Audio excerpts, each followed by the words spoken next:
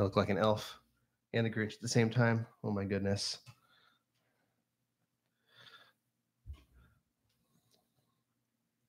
Okay, well, cheers. Nobody's here yet, but I'm sure some people will filter in just a moment. As you pop in, say hello, introduce yourself, say where you're joining in from. Thank you. Yes, I was like, I need something that's a little bit more seasonally appropriate. This is my kid's beanie. It won't fit over my head, so it's going to be on top here. I've had the freaking Grinch song stuck in my head for like a couple weeks, 3 weeks now. Which, by the way, the Grinch song, like "You're a Mean One, Mr. Grinch." There's a really, really good cover of it. If you haven't heard it, by Small Town Titans is the name of the band. It's like a rock cover, but it's like super good. So look that one up. But hey, I wanted to hop on and just talk about a few things. If I lose my train of thought or I seem out of it today, it's because I'm post holiday and everything is like, but getting back to like work for a couple days and then I'm leaving for a little vacation. So want to take a minute to give you some announcements. So first off, I'm going to be doing a meetup. So like a Duff the Psych meetup. This is the first one I've actually ever done. And it's for people in the US, obviously. I'm going to be going on a little vacation down to San Diego, which is in Southern California. And while I'm there, I thought I would do a meetup because I know I have a lot of fans that are actually from San Diego. So the details of it are available at the link that I put in the description for this. So I'll also post it. I'll also post it in the chat right there. So I have a Facebook event for it. It's just a very, very casual thing. Joelle and I, not the kids, we're going to leave them with my dad. We're going to go to this place called Next Door. It's a wine bar, and then it's next door to a barbecue place, so we can get some food and stuff like that and just chill. I thought it'd be a good opportunity for anyone that's local to come get a hug. I'm going to give away a bunch of free books. I'm going to sign some books and give those away, and just hang out. There's some games there we could play or just chat and chill out, and it'll be fun. So that's happening. It's at the Next Door Wine Club or wine bar, I guess what you call it. It's going to be on December 30th on Sunday at 2 p.m. And like I said, I have a Facebook event with all the details for that and the location. It's in El Cajon in San Diego, and it'll be fun. So that's the first announcement. If anybody has any questions about that, feel free to hit me up. Let me make sure the chat is all good. Yeah, looks like it's working just fine. Hello, everybody that's joining. The other thing that I wanted to make sure I let you guys know about is that I'm doing an end of the year push for my online course, Kick Anxiety's Ass. The course is available all the time, so it doesn't matter if you don't get it right now and you get it later. But what you do get for getting it before the end of the year is access to a Facebook group. So for people that have purchased it before the end of the year, we're doing a 12-week Facebook group, which is like an accountability group to keep you moving along. And I'm also going to be doing weekly live streams in there so you can ask me questions directly, which is pretty cool. So I put the link to that in the description as well. So if you're interested and you haven't gotten it yet, now's probably the time because you get access to that group. Other announcement is I mentioned that I'm going to be doing kind of an end of the year ASMR video for you guys, and that's in progress. I wanted to get it out, by Christmas, but that didn't happen because, life, but get my camera back there. I don't know if you could see, been working on it, trying to make a nice long video for you guys. So I've been plugging away at it. What have I done so far? The first part was basically just, like this perspective, ear to ear, talking about my year in retrospective and plans for next year and stuff like that. I did also a video showing off the Christmas ornaments on the tree, going through each of those and talking about the significance and stuff like that. I think that might have been it, but it's definitely building up in terms of how long the video is. So I want to do something at least over an hour, I think. On the docket still is I'm probably going to record doing a cocktail for it, and I might answer the questions from the ASMR tag that's been going around. And maybe a couple other things. So I have kind of tonight and tomorrow to finish that up. So I'll be releasing it shortly after that. I'll start editing it tonight probably, and hopefully be out to you really soon. So I know you guys have been excited about that. Happy to put that out. And I think that was it for the announcements. Talked about the meetup, talked about the course, talked about the ASMR video coming up soon. think that's it. Hopefully, you guys had a really good holiday. If you celebrate Christmas or Hanukkah or any other holidays around this time, we did. It's been very, very, very crazy having the two boys. They were actually really grumpy and crazy around Christmas time. And I think just overwhelmed because they got so many goddamn presents and they're going to get more. We have so many toys. It's crazy. But they're really happy about it. So somebody wrote, Raf, you wrote, oh, you do ASMR again in the future. I'm very rarely doing ASMR videos. I'm not like closed off to doing them, but basically right now I've been doing one a year. So I'm working on one right now to put out as like an end of the year special. And then, you know, moving forward, who knows, maybe I'll do another one sometime before the end of next year. Maybe not. We'll see how it goes. I have been really interested though to see like just the development of ASMR in like the general population and like people's perceptions of it and how popular it's been getting. It's been like every other day I see like BuzzFeed or, you know, W Magazine or any of these things putting out their own ASMR videos, which is like, when I started doing this years ago, I never thought that that would be happening. So it's kind of cool, unexpected, but awesome. So I guess really the only other thing for this live stream is if anybody has any questions you want to ask, I'm here. Questions about, you know, life, mental health, my questions about me, the channel, anything like that. Anybody have any questions? I know there's only just a handful of you here right now, but I'm here. I'm just drinking a beer. It's still my vacation. I've been doing a really good job of not working much over my vacation. Today and tomorrow are kind of work days because I need to make sure I'm on track for things. But other than that, I've been like playing, you know, games and hanging out with the kids and just chilling. What is my opinion on New Year's resolutions? So I think that I'm actually going to be doing a podcast about that. I'm going to do a podcast episode about that for the new year. But I think New Year's resolutions are good if you do them right. Like one argument people have against New Year's resolutions is it's like, why wait for the new year? Just start doing it now. I think as humans, we have like a cyclical sort of nature to us, you know, whether it's your circadian rhythm, you know, falling asleep and waking up for the day. We tend to measure things in years. You know, we have birthdays, we have anniversaries. So like it's normal to have this sort of pattern. And I don't think there's anything wrong with using that as it's a convenient excuse to make a change, but I don't think there's anything wrong with that.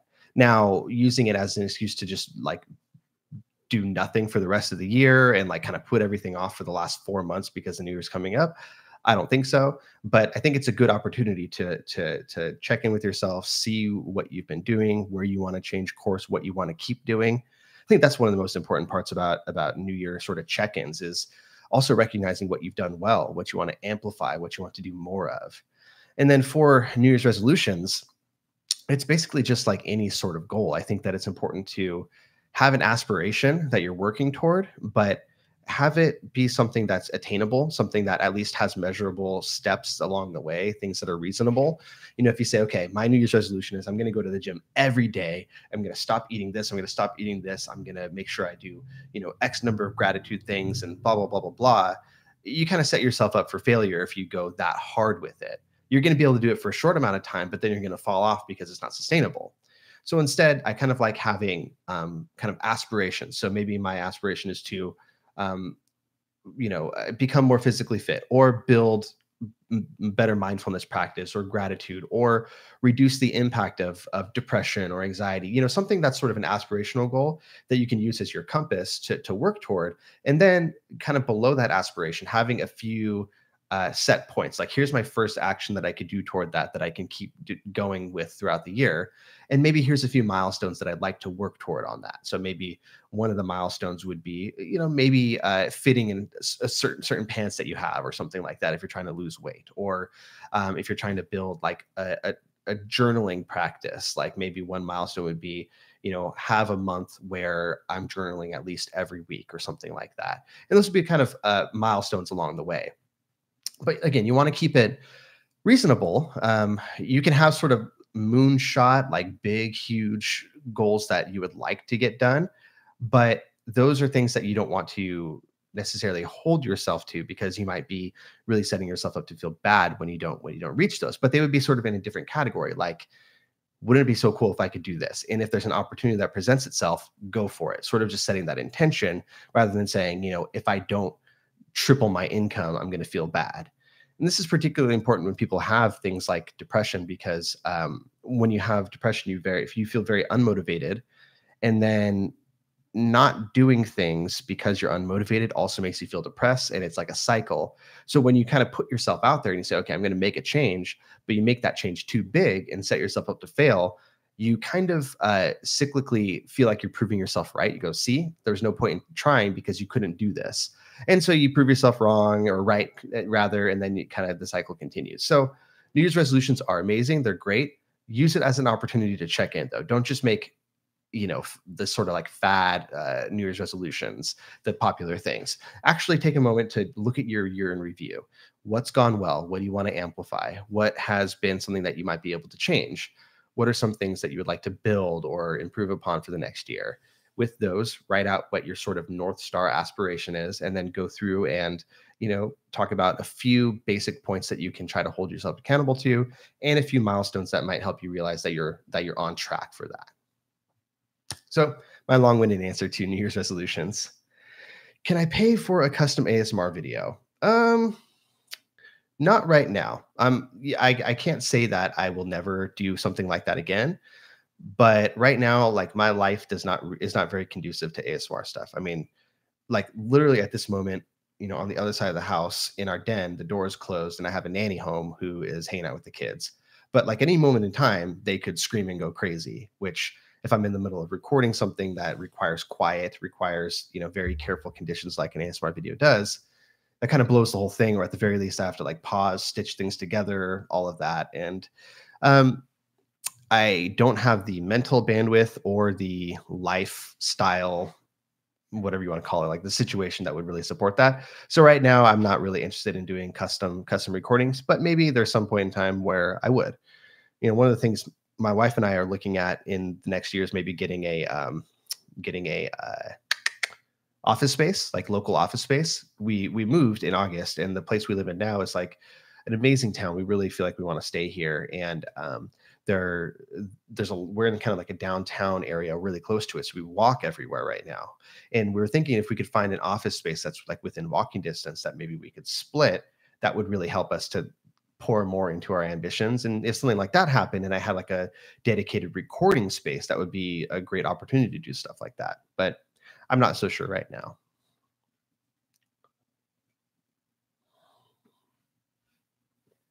Okay. Emma asks, when it's time to seek mental health help. So basically, like, when do you know it's actually time to get help versus when should you stick it out on your own? I mean, first off, when you're thinking about the question of like, should I get help for what I'm going through? The question by default is always sure. Like, you're allowed to get help, regardless of whether or not you're suffering enough. Like, a lot of people will feel like I have to hit a certain threshold of suffering before I'm allowed to go get help with something. And that's not necessarily the case. Things like therapy, I think, are, let me rephrase that, because there's a difference between maybe going and getting therapy or doing an online course or getting some self-help books or something like that. There's a difference between that and hopping on medication, for instance. And I tend to think that, things like therapy or educating yourself, doing some support groups, things like that, you can do that at any time, whether or not you like meet criteria for a disorder, whether or not you are suffering enough.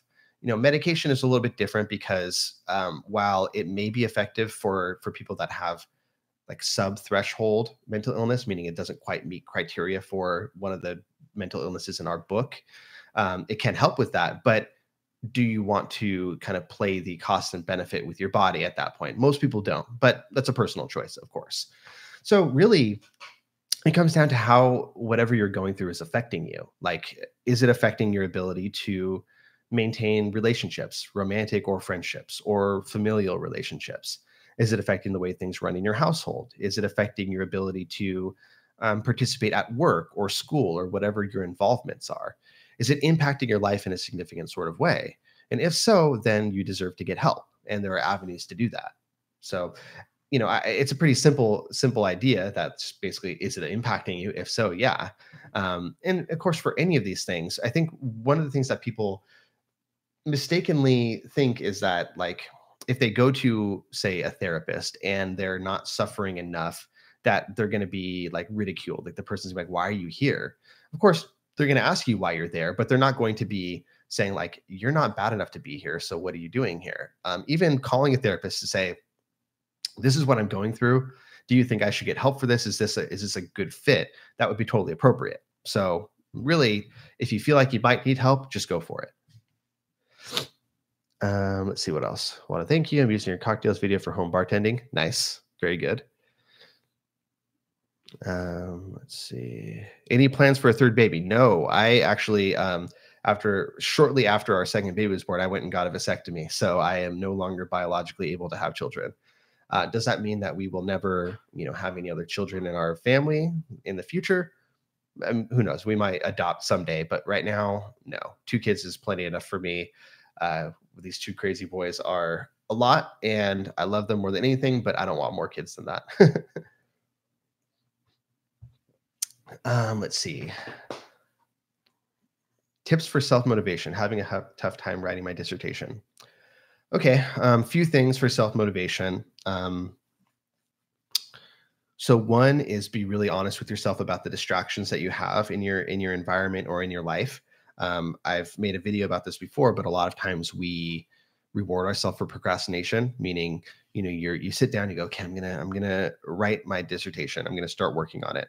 And I know this from, experience, having written a dissertation before. You get there and you get set up, you see where you were at, and then you kind of have a brain fart. So you immediately switch to Facebook or Twitter or YouTube or Spotify even, or something like that. And you distract yourself with something else. 15 minutes later, you're trying to get back to, okay, that's right, I need to write again. And when you have a lot of those distractions and you kind of switch tasks every time you get stuck, you actually reward yourself for that procrastination, that getting stuck. And that can really, really, really make things take a lot longer than they should. So really limiting distractions is one thing that would be very helpful in any way that you can. The other thing is getting started and giving yourself permission to not do a perfect job. Just kind of, okay, I'm going to set aside 1 hour and I'm going to write for that hour. If what comes out of that is really crappy stuff that I'm not going to be able to use, that's fine, but I'm going to commit to doing this for an hour. And the thing is, writing a dissertation or anything for that matter isn't always just about the time that you spend writing. This time you spend writing to me is like, it's like kind of like unblocking the channels, like I imagine like pipes in your brain. And this is not obviously how the actual neuroscience of it works, but I imagine like pipes in your brain that are kind of clogged up.